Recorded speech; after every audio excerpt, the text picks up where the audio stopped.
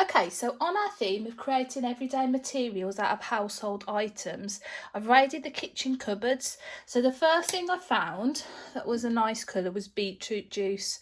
Okay, now thankfully this doesn't actually smell too much.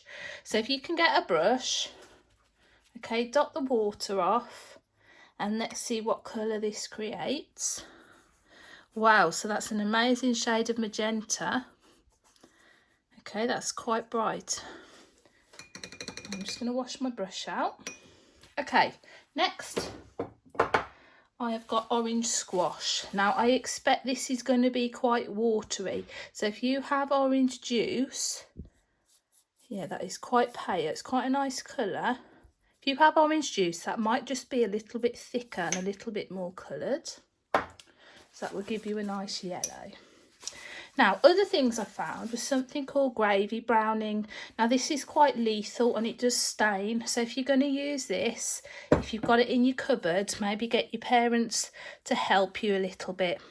Now, I've tipped a bit out on my plate. And as you can see, this is almost a little bit darker than the coffee that we used last time. Okay, but that will give you quite a lot of contrast. Okay. Now, spices. So, I think this was £1 from the supermarket. Turmeric. So, to make this into a viable ink, okay, I've tipped some of the powder out, as you can see, and I just need to add water. So the water becomes the binder that makes paint or ink spreadable. Okay, and that is actually a much brighter yellow than my orange squash. Now, I would just spend a little bit more time mixing that up into a nice paste. Okay, now this one, got paprika. I'm hoping this is going to give us a bit of an orange colour. And again, this needs to be mixed up into a paste. Yeah, I've got a bit of an orange colour. Okay.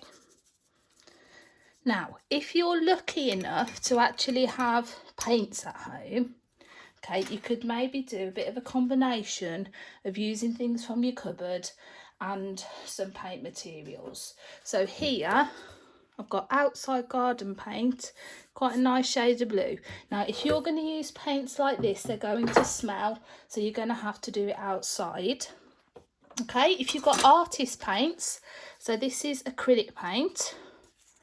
So I'm just going to show you the texture of acrylic paint. Okay, so as you can see, it's quite thick. Okay, that would actually give you a really good texture on your painting. Okay, now Van Gogh actually used what we call oil paint. So oil paint, in the same way that these spices have got a colour, would be something called pigment, and then instead of water, it's mixed with oil, hence the name oil paint. Okay, now as you can see here, this is even thicker than acrylic.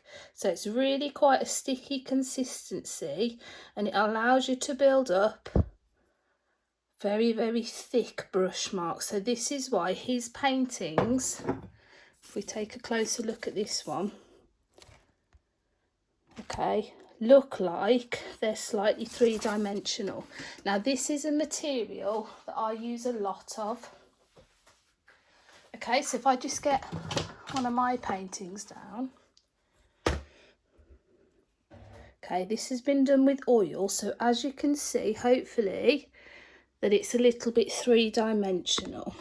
Okay, now obviously I don't expect everybody to have oil paints or acrylics at home.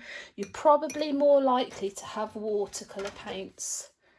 Okay, so if you've got a tray of watercolours or children's paints, they would do fine. So I'd like you to try and find a combination of spices, household items, and have a look whatever paints you've got. You're going to need brushes for next lesson and another piece of paper. Now it's your choice if you want a new photograph to work from, or whether you're going to do the same piece of work but in colour. Okay, so make those decisions. If you want a bit more time in the lesson, how about sketching it out beforehand? Okay, that would leave you probably 40 minutes next time we have our lesson that you can actually do some artwork in colour. Okay.